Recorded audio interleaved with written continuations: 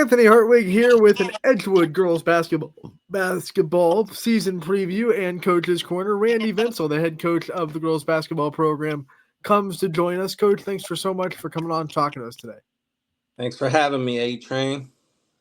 Man, it's another season. Here we go. Before we start talking about this one, though, let's hear about last season, kind of the recap and some of the lessons that you think can be learned from the returners that experienced last season. Yeah, I think we had a very successful season. Obviously, didn't accomplish all the goals that we wanted. We wanted a conference championship, and we always strive to win all the county games, and then make a deep run in the playoffs. So we were able to do the county games. We won all those, but fell short to Madison in the conference, and then lost to Firelands in the tournament. So, but all in all, successful season. The girls learned a lot. Had some fun. So made a bunch of memories. That's what it's about. So, what are kind of some of the takeaways from last year that you think can be built on, or the things that you want to see done better by the returning players? Defense. Defenses are what we've been preaching all preseason, all summer long. Good defense leads to good offense. That's our motto. So we kind of hang our hat on defense, and that's no different this year. I felt we did a good job of that last year. This year is just going to be finding the athletes and seeing who wants to work hard and get some time on the court. So let's talk about some of those athletes and some of those names that are going to be having time on the court. And so meet the team segment of the interview where we go through the roster and hear the names of the team. So who we got this year? So I'd start with our senior Annie Mae Johnston. She's been a leader for us all 4 years. Just very savvy, handles the ball for us, is like another coach on the court. She'll do some scoring for us. Actually, I just saw the stat that she led the state in assists in our division last year at I think it was 5.8, which I didn't even think I knew that. So kudos to her for that. And then I'd say Carly Cray, definitely look for her to have a big season this year.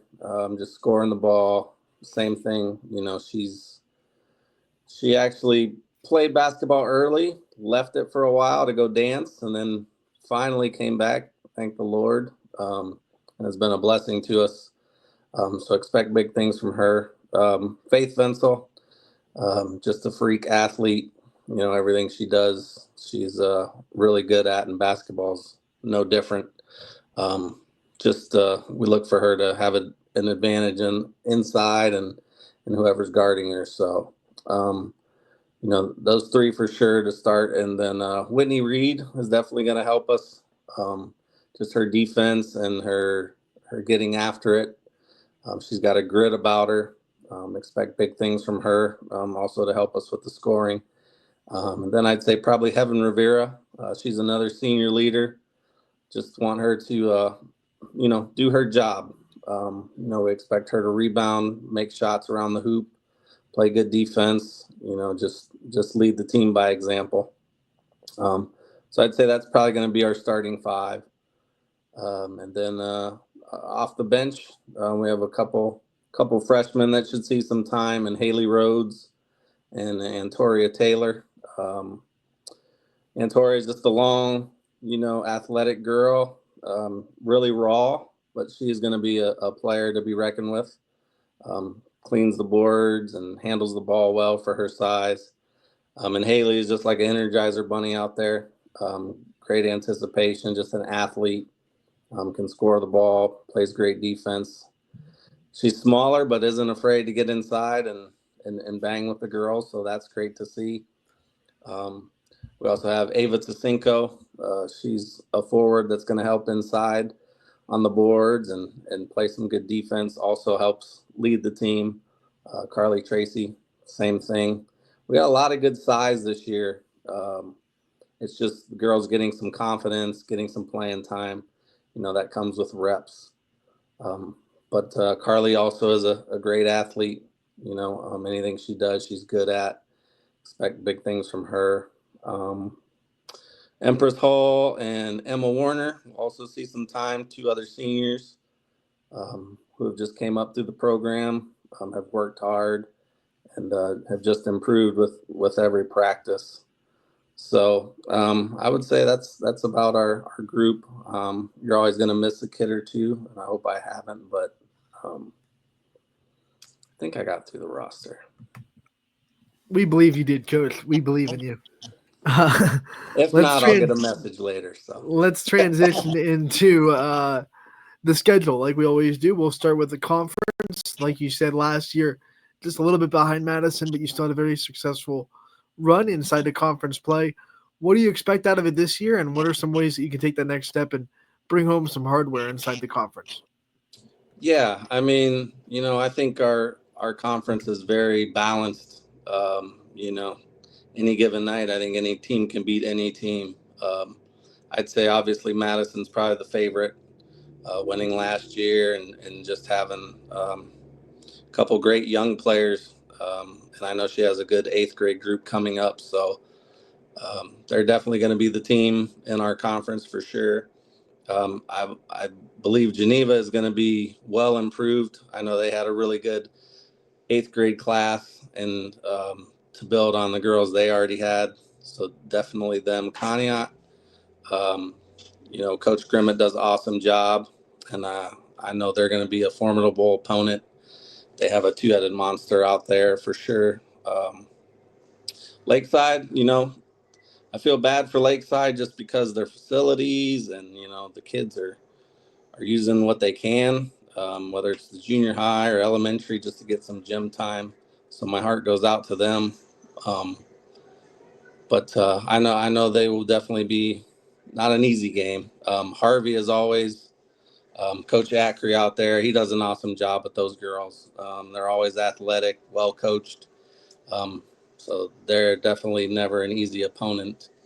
And Jefferson, Coach Furman, same thing there. Jefferson always gives 110%, and those girls play hard. So yeah, I don't see any easy games this year, unfortunately. So we're just gonna have to do what we do. It's what we talk about. Just do the things we do well, and we'll see who comes out on top. We know there's nothing easy in the conference. There's also nothing easy out of the conference. Who are some teams outside of that league that excite you about being on the schedule? Um, well, luckily, our AD, Mr. Craig, give him a shout out, best AD in the land. Started us off with Perry, so always good to start with, you know, a top notch team every season. Coach Falvey does a tremendous job out there. Have so much respect for him. So right off the get go, we'll kind of see what we're made of, and that's always a big game for us. They're not in our division per se anymore. Good and a bad thing, but yeah, I mean, why not start off with them, and then always, the Grand Valleys, the PVs, the county teams, St. John. Those are games we circle just because the girls know each other. They're local. There's more of a rivalry there for all those county games. So um, I know those are going to be some big games for us. When you talk about the things you want to get accomplished before game one hits and you go down to Perry and play the Pirates, you have a slew of practices and I'm sure a couple of scrimmages still left. What's on your checklist? What are some things you want to see kind of ironed out and accomplished before game one comes upon you? Really, it's just getting the girls ready, for whatever we may see. Whether it's zone, whether it's a press. So we just try to throw as much different stuff at them just so they're acclimated to it when it does happen, so it's not a surprise. So obviously we'll do a bunch of game planning before our first game. But other than that, we just look and work on the little things, the pick and roll, defining what a hedge is and how we're going to attack it and, what it looks like and, little things. What's a good trap look like, Um, so that's it, just getting to the minute details. Um, that's kind of what our focus is currently. You talk about game planning for game one. How do you do that when you know that a team always looks different every year. You don't necessarily have you can have Phil and Perry from last year, but they graduated players just like everyone, and they're going to look a little bit different. How do you kind of game plan against a team that is game one, their game one, your game one, and it's kind of new for everybody? It really is tough, you know. Yeah, you can maybe look at some film of last year of some girls they have coming back, try to get their tendencies and the things they like to do. But other than that, it really is a surprise, you know. So you just try to do what you do well, execute that, and take it from there. Those first couple games are tough because you don't have film on anyone, so you try to have much of a game plan as you can, but it is tough. I know you've been with your team for a little bit now. You've had a couple of scrimmages probably already. Have you seen any trends of things that you think you can be really good at, and maybe the strengths of this team, and what you're going to try to flex a little bit and focus on as far as strengths go?